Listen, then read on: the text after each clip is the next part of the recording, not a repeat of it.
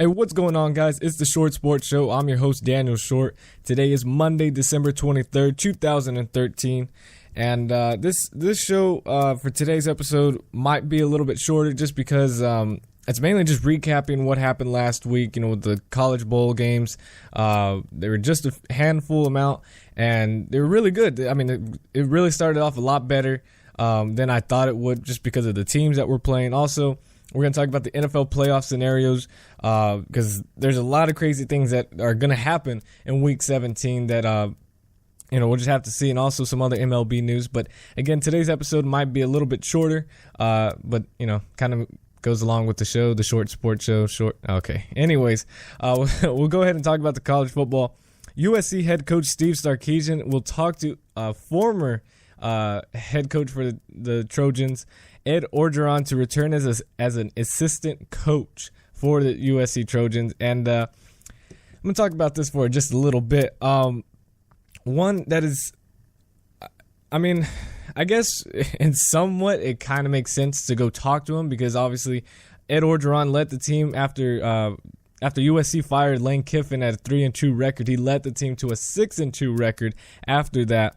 And, helped them get to a bowl game before ultimately not getting the head coaching job and getting picked over by Steve Sarkisian, the former University of Washington head coach. One thing is why would he want to do, okay. No, I guess it makes sense. Yeah, you would go after him because he knows the team. The team, loves the Ed Orgeron, and they wanted him to be the head coach.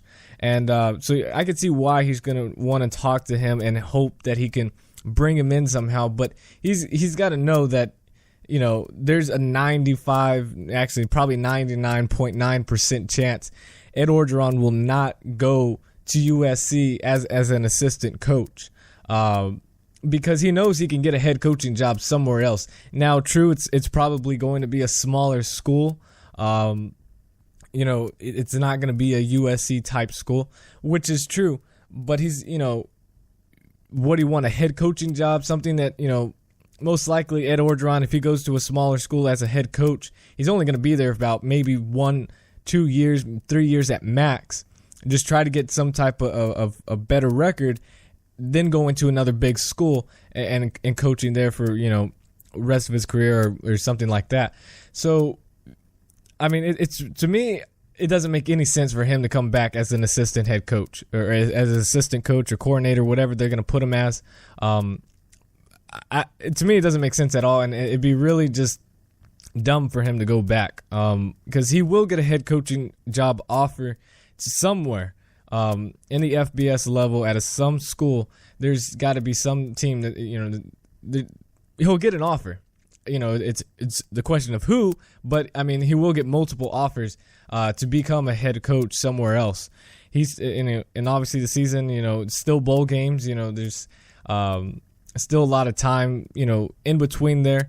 But I wouldn't be surprised by the next 2 weeks he gets, multiple offers. There's rumors going around where he can go and most likely signs with someone to become a head coach somewhere else. But to me, I just think it's really silly if he decides to go back to USC because it's, you're taking a step down of what you could become. And plus, I feel like there's probably a little bit of tension between Sarkisian and Orgeron. And then that's just coming from me personally because I would be very upset that a guy who struggled at a pretty good-sized university couldn't win the major games gets picked over, you after you won games and have proved yourself and you created a team that, formed around you and things like that. And to get picked over someone that hasn't really done anything other than it's just an alumni from USC and gets picked over. I don't know. I'd be upset. I wouldn't like the guy. But that's just me. But I really don't think he will go back to USC as an assistant coordinator, whatever the name is going to be. But that is something that came out, and I wanted to address that. Also, Texas A&M linebacker Darian Claiborne was arrested on 2 drug possession charges, but was released on a $6,000 bond. That is crazy. He was released on a $6,000 bond. But as a freshman, he is apparently a big standout for the Texas A&M defense, who has struggled this entire year. But as a freshman, he recorded 89 tackles, which tied the lead with the team.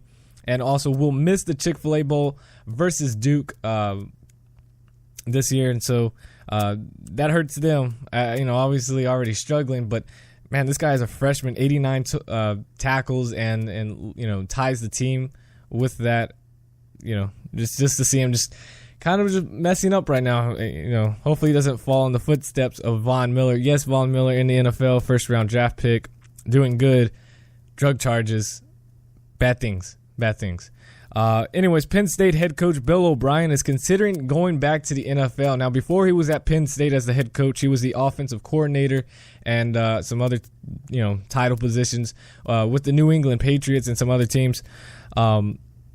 So he is considering going back to the NFL, which is I can see where he's coming from because, being at Penn State, obviously that's great school. He's having to overcome what happened over the past few years with the sanctions. But I don't know. I feel like, and if you read the article on ESPN, he's torn of the idea because he wants to go back to the NFL because that's where. He's been pretty successful at Penn State. Given what's going on, he's done a lot better than most coaches would have. But he's been very successful in the NFL. He was with the Patriots with Tom Brady, Bill Belichick, but not taking anything away from him, just saying, where he's from. But, being in the NFL and college football, obviously there's a huge difference. Let me explain that there. But, I don't know. I just, if I was in his footsteps, I could see why it's a hard decision because I like Penn State. And being a head coach, they're trying to get that program to get back and put the name back out there as a top legit program. I said that weird. Given what's happened, he's got a lot of love for Penn State, and also he's got a lot of love in the NFL. So he's going back and forth. Last year he had a $19.33 million buyout, which means that if he had left to the NFL with whatever team in the NFL last year, the NFL team would have had to pay Penn State $19.3 million. That just sounds weird to say. I'm just gonna say $19.3 million. That sounds a lot better. Last year. Now this year, if he were to leave, they structured his contract something like that. It is now $6.48 million. So any NFL team that decides to pick him up would have to pay $6.48 million to Penn State. Now, it is rumored that the Houston Texans are to make him the first, that head coaching candidate, to make him their main guy to go after, because apparently last year there were about 4 or 5 teams that were considering to get Bill O'Brien either as a offensive coordinator or as a head coach. I know some of the teams I saw Arizona Cardinals, my San Diego Chargers, and I believe 2 other teams that I can't remember right now. But, I could see him going to the Houston Texans. I really could as a head coach over there. But I don't know. That's a very tough decision where you would want to go. Penn State head coaching, he's got things going. He's getting those recruits in. I think next year will be their last year on the bowl sanctions, where they can't go to a bowl game or a Big Ten championship game. But after that, they're back to somewhat normal. I know they still have those scholarship restrictions, but he's got them where they're much improved. That these sanctions have, even though they've hurt them very much.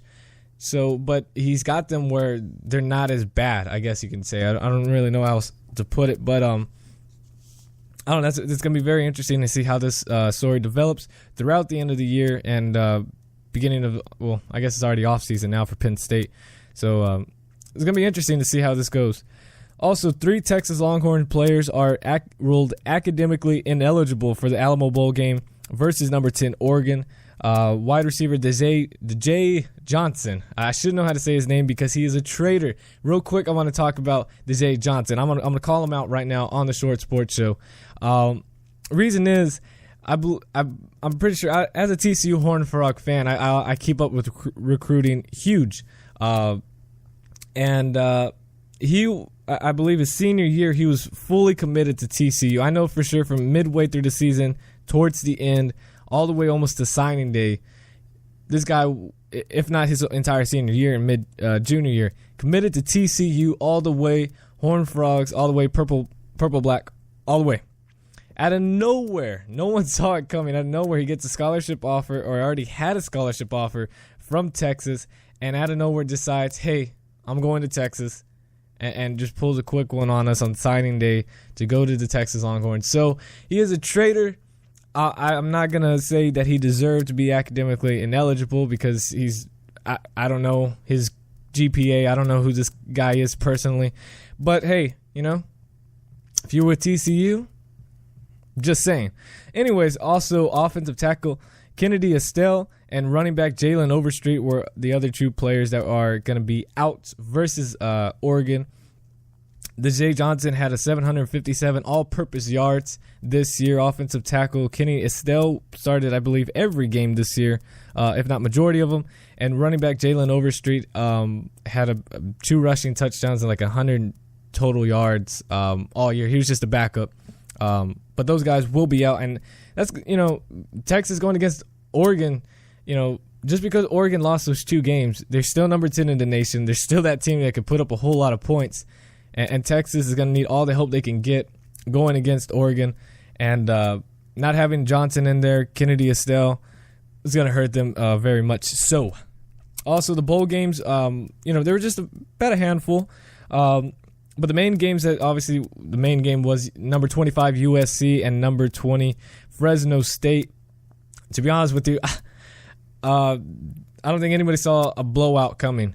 Derek Carr at Fresno State, quarterback, senior, last game, having to go against a pretty solid team in USC, needs to put up, not only the stats, he needs to look good out there for NFL scouts and how he's going to perform.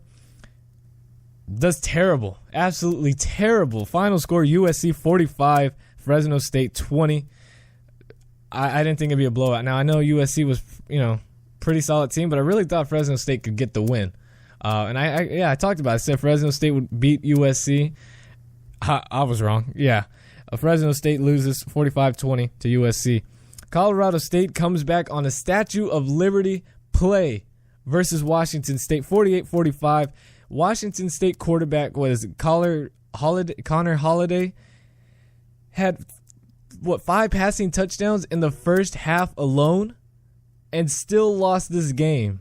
Had 5 touchdown passes in the first half and still lost the game against Colorado State. But their running back, and of course I should have written down, I forgot his name. The running back for Colorado State is an absolute monster and that no one is talking about. He broke the season rushing record for Colorado State at running back, and this guy is an absolute beast, and people need to look him up. I can't think of his name right now, but if you go look him up, he's an absolute monster on the field. Also, San Diego State handled Buffalo 49-24. Poor Buffalo. Just, things not going their way this year. I mean, they made a bowl game, but 49-24. Louisiana Lafayette wins a close one against Tulane in a home bowl game, basically, for both of those teams because it was at the New Orleans Carrier Dome. Final score is 24-21. And today, I thought there were a whole lot more games. I thought there was like about 4 or 5 bowl games today, but apparently not. There's only one bowl game, and that's the Beef O'Brady's Bowl. They got some weird names for these bowl games this year, or multiple years now. Anyways, Ohio versus East Carolina at 11 a.m. Pacific time on ESPN. If you really got nothing else to do, people are off of school, might be off of work, just watch the game, I guess. I really don't have a prediction for that game. I mean, I guess East Carolina. I mean, that's where Chris Johnson went, so why not pick them, right? Anyways, that's about it for college football. Talk about the NFL. We'll go through some scores, talk about some playoff potentials, and really just crazy week for Week 16. Got to start off with my San Diego Chargers defeating the Oakland Raiders 26-13. A pretty ugly game. Had multiple turnovers in that game, but got the victory overall. And now San Diego still keeps their hopes alive, thanks to Miami losing to Buffalo 19-0. Buffalo shutting out Miami, which was absolutely crazy. But thank you, Buffalo. I mean, your season's over with, but you guys helped us.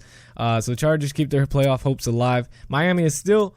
you know what? I'll talk about the playoffs later. I'm going to go through the scores, then I'll talk about the playoffs. That's what I said I was going to do.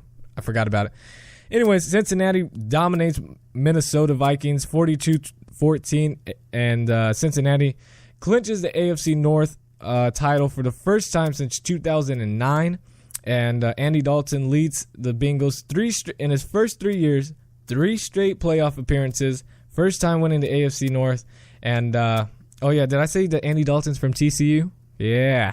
Anyways, Indianapolis Colts somehow basically dominate Kansas City Chiefs 23-7.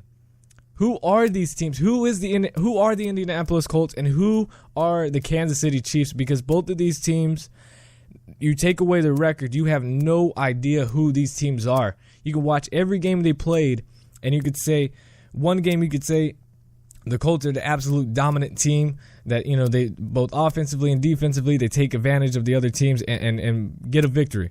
You can say the same thing about the Chiefs. Jamal Charles, absolute beast. Defense and Derek Johnson, Justin Houston, Tamba Ali, all dominating, and their offense, Alex Smith, somehow, you know, running like he's Michael Vick. You know, you say all these things, and then the next game, you could say the Colts, you know, you could say, did they just lose to the Rams this bad? Really? Did they just get dominated by the Chargers this bad on Monday night? And for the Chiefs, did they really just get dominated by the Colts?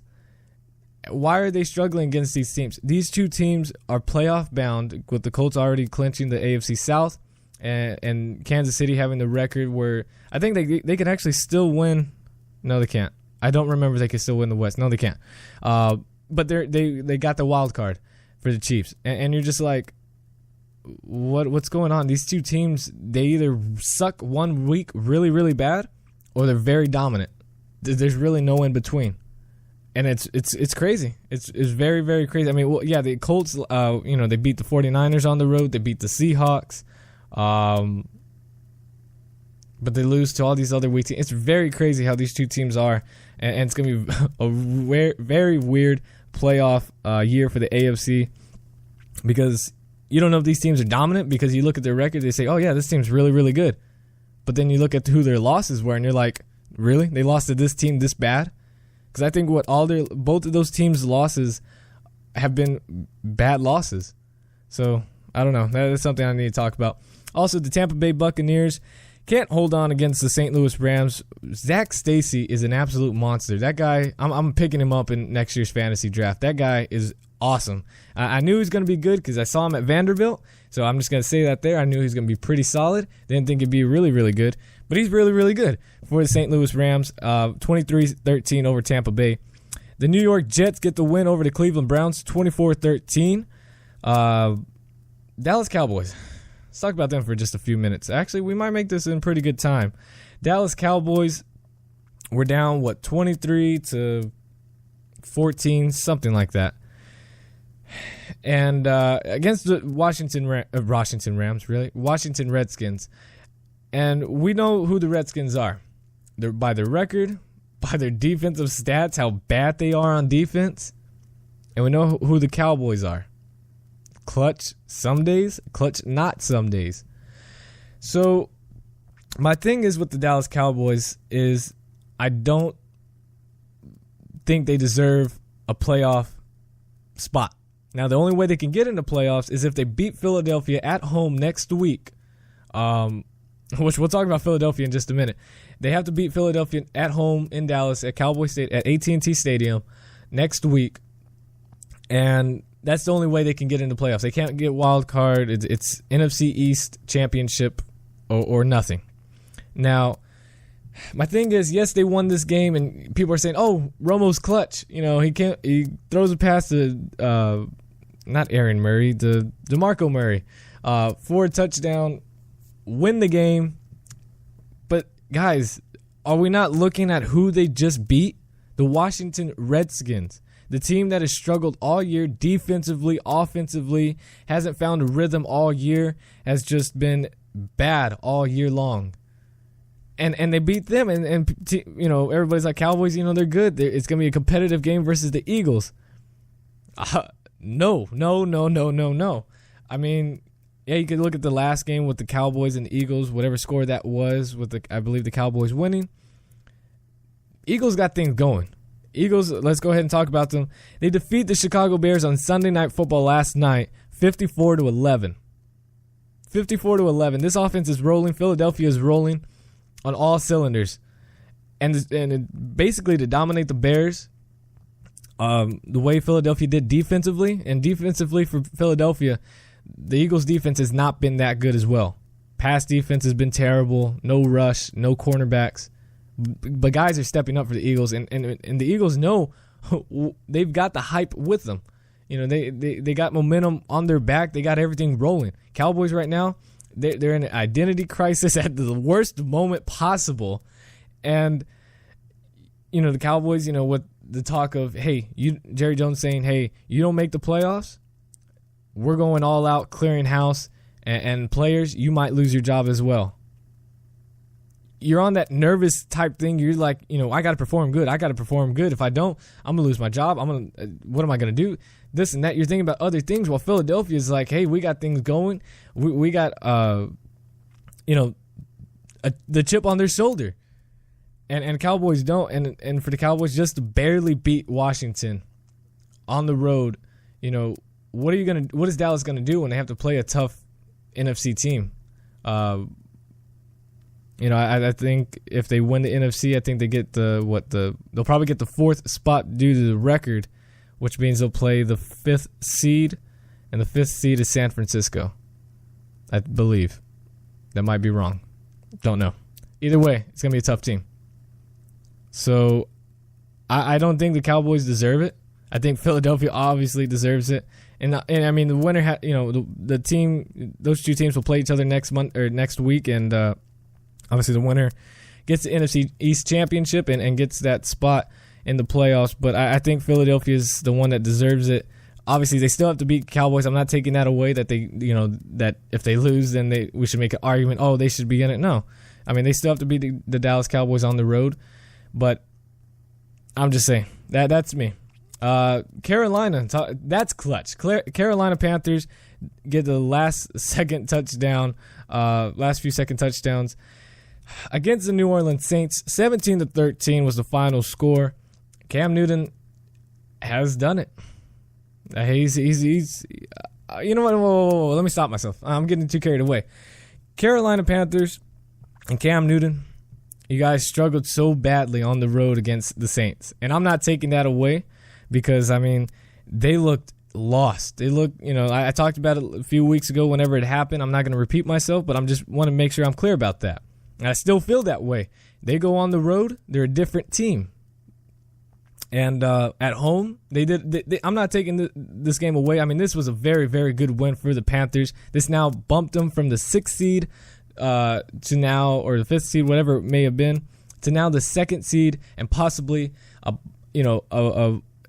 bye week in that. And that means the playoff game that they play, whoever they play against, is a home game, which then they win that, they're in the NFC Championship game. And that could be a home game too, depending on if the Seahawks win whoever they play. Carolina has maybe by my words, but also has proven some of the things I've said. Playoffs are going to be a different story.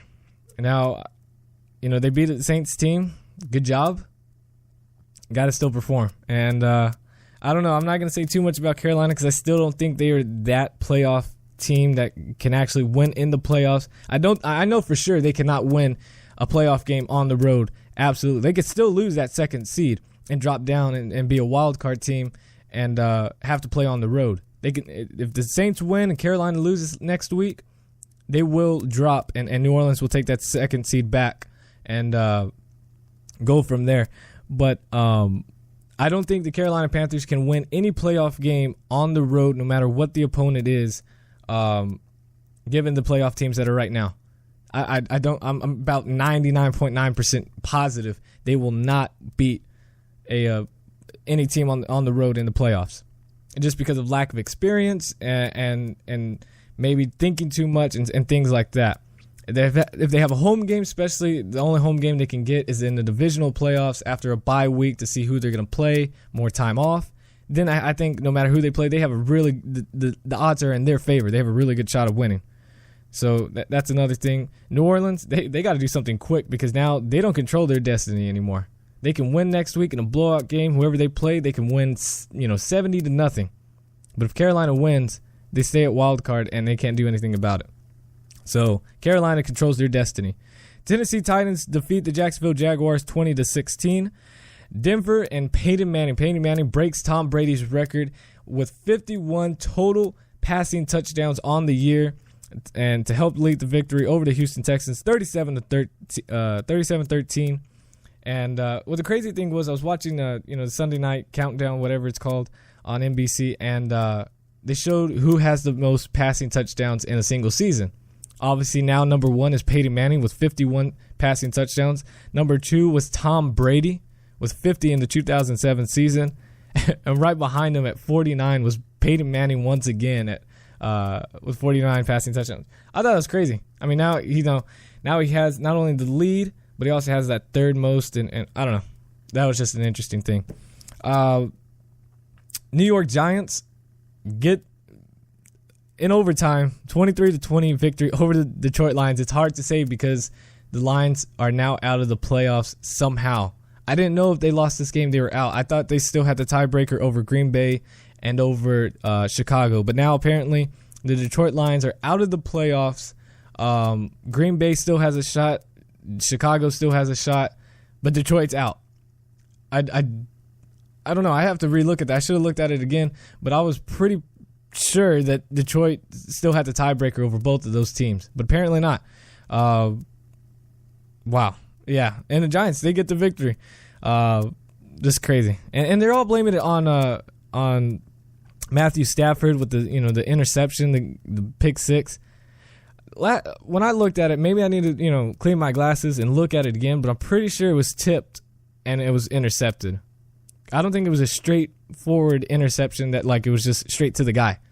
I have to look at it again. Maybe I'm completely wrong. Please don't call me out, but I'm just saying.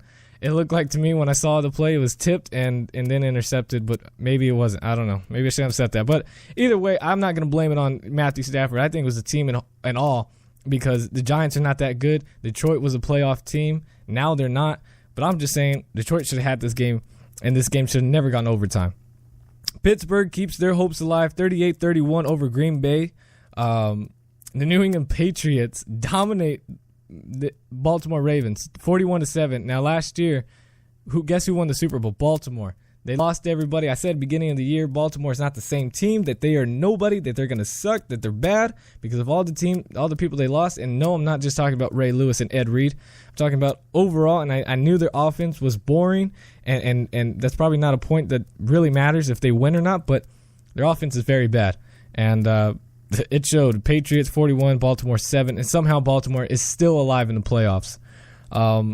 And we already talked about Philadelphia 54-11 over Chicago Bears. And tonight is Monday Night Football with the Atlanta Falcons taking on the San Francisco 49ers, 5:30 Pacific time on ESPN. And playoff things, Chargers still have hopes. The only way Chargers could get in is obviously with the win versus Kansas City next week. Thankfully, it is at home, and San Diego's already beat Kansas City on the road a few weeks ago. So, San Diego can still beat Kansas City. Miami still has has hopes. Baltimore, Pittsburgh all have hopes in the AFC side. And, playoffs are going to be crazy. Right now, I do believe, as I look up, and I'm going to have to move my mic. Let's see. Seahawks still have... we didn't talk about the Seahawks, did we? No, we didn't. Arizona gives the first loss to Russell Wilson and the Seattle Seahawks at home. In 2-year time span, it's been 17 games. They snapped the streak. 17-10 was the final score. Arizona gets the victory, and wow, Seattle. This was the worst time to lose a home game when you're about to clinch home field advantage and had all that momentum. Now it's like, whoa. Yeah, people could say, oh, it doesn't matter. We still have the best record. We're still the best team in the NFC. You just lost to Arizona, buddy. You're not. Your record may say that, but right now in the NFL, other than Denver, I believe all these other teams can beat any of these teams, no matter home or away. Especially now that we see that Seattle's not that team that will. If they're at home, they can win. They're going to beat anybody, because that's what I believed. But after Arizona basically handled them, I mean, Seattle should have blown out Arizona. They had 4 interceptions. They took the ball away 4 times against Arizona and still lost 17-10. They scored 10 points against Arizona. Now, Arizona has a pretty solid defense led by Darrell Washington from TCU, linebacker, and Patrick Peterson at the cornerback position. Now, that was a self-plug for TCU, but I'm just saying, Arizona has a very top defense, and offensively, they're not the best. They have a pretty good running back, Stephon Taylor. I don't think anybody talks about him. He's a running back from Stanford, rookie, really good running back. Also, Andre Ellington, also a rookie from Clemson, and then Rashad Mendenhall. They got a really good running game and a pretty solid offensive line and a good tight end, and obviously a great wide receiver in Larry Fitzgerald. Got to take a breather. And quarterback-wise, Carson Palmer, he's a guy that's going to throw a whole lot of yards, but also is going to throw a lot of interceptions. And that's going to hurt him in the playoffs if they make it. But Seahawks, what's going on? Y'all, all of the losses the Seahawks have been bad losses. I mean, score-wise, no, they haven't. But stat-wise, and if you just watch the game, how they got dominated, it's like Seattle's like Oregon at football. Oregon Ducks at football. The games they win, they do really good. Their offense is clicking, defense is clicking. That's what obviously helps them win the games. But those losses that they have, they're lost. They're not a team, and that's the way I see it when I'm watching the games. And living in Seattle, that's all you get on Fox. That's all you get, especially when you don't have DirecTV. That's all you get, and you have to watch that game or feed birds or something. I don't know. And still, then it's a Seahawk automatically when you just see a pigeon. That's pretty stupid. But anyways, so Seattle is now a questionable team. I think Denver's the one that's got it. Unless they play San Diego in the playoffs, better watch out, because we should have beaten them at home a few weeks ago. Now, my friend Dimitri, I know you're listening. You don't believe that. Said that we ran the clock and other things. You got to milk the clock sometimes. You got to do a little bit of milking every now and then. Chargers should have won that game. It doesn't matter because we won it on the road. So if we have to go on the road again, if somehow the Chargers make the playoffs and somehow they play the Denver Broncos in the divisional playoffs or in the AFC Championship game, all bets are on the Chargers because they know how to beat Tom Brady. They know how to beat Peyton Manning, and they know how to beat the Broncos. I'm just saying. We'll talk more about that when the playoffs come. I'm thankfully with this pro account now, because we're part of iHeartRadio, self-plug, we can go over 30 minutes. So, we're just going to go over a little bit of 30 minutes. But NFL-wise, what else is there to talk about? There really was no news at all that came out other than just scores and what happened. I guess we'll go ahead and talk about MLB and then wrap up this show because there's only one news in the MLB, and it happened a few days ago, so it's not really news because it's old. But free agent outfielder Shin-Soo Choo signed a 7-year, $130 million deal with the Texas Rangers. And people are like, well, that's, $10 million less than what the Yankees offered him? And people are like, that's $10 million. Why didn't he just play for the Yankees, It's the Yankees. It's $10 million more dollars. Well, here's an interesting thing that I tweeted. Follow me on Twitter at @short_sports24-7. Another self-plug. But the way it's very crazy. And I don't know if he thought about this or what, but if he did, and we're just going to say he did, whoever the agent is for Shin-Soo Choo is a very smart person, because the $10 million that he quote-unquote lost or didn't gain, because he went a $10 million less contract for the Texas Rangers, he actually got more money. And this is why. The New York Yankees offered $140 million. Rangers offered $130.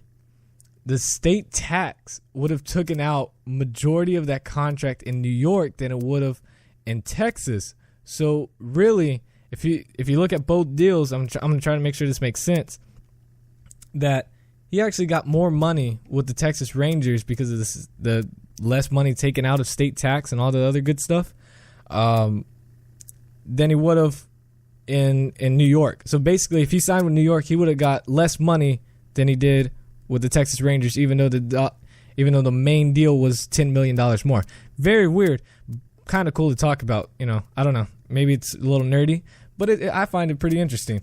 But so he's with the Texas Rangers. And another interesting stat, MLB wise, is that I don't have the official numbers, but I'm gonna go off my head of what I believe I saw.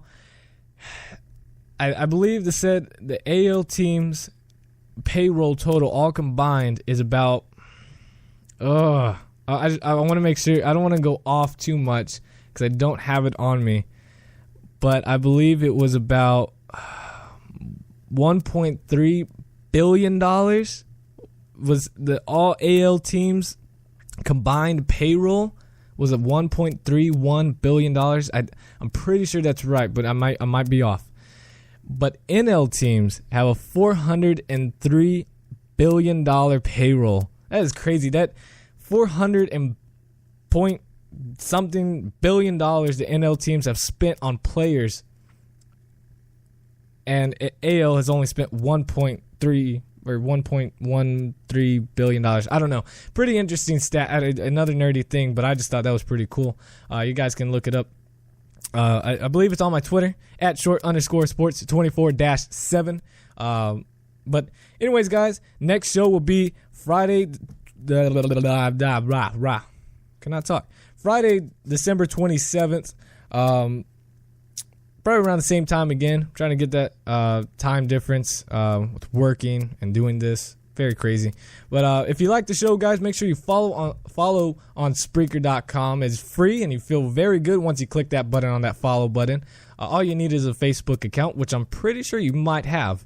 So go ahead and click follow on Spreaker.com. And also, if you missed this episode, which I guess you're listening to it now, so how could you miss it? But unless you just joined now, then you could re-listen. Yeah, on YouTube or on Spreaker.com. Go on YouTube, just type in the Short Sports Show. You'll find me there. You have all my episodes plus some other videos that are exclusive only on YouTube.com. This is youtube.com/user/the Short Sports Show. Link is actually in the description, so you guys can just click on that if you want to. Make sure you like and subscribe while you're there. It also makes you feel double happy, and it gives me a Christmas gift for you. Oh, that's awesome right there. That's a great plug right there. You guys want to give me a Christmas gift? That is amazing. I'm glad you guys feel that way, and I feel the same way. So if you follow me on Spreaker.com and subscribe on YouTube, and you follow me on Twitter at short_sports24-7, and on Facebook, if you click that like button, the Short Sports Show, that's your Christmas gift. I mean, because you clicked the like and you gave me a gift right there, but you also, gave yourself a gift so you can keep up with me, and I can keep up with you in a non-stockish way. Yeah. Anyways, guys, thank you guys for listening, and I will see you guys this Friday. And we'll talk about what to watch for NFL Week 17, which is going to be very exciting. Can't believe the NFL season is already over. And also some bowl games, what's happened midweek. Hope everybody has a Merry, Happy Christmas, or Happy Merry Christmas, happiness, Happy Holidays, all that other good stuff, guys. And enjoy the time with your family. And I will see you guys on the 27th this Friday. Deuces.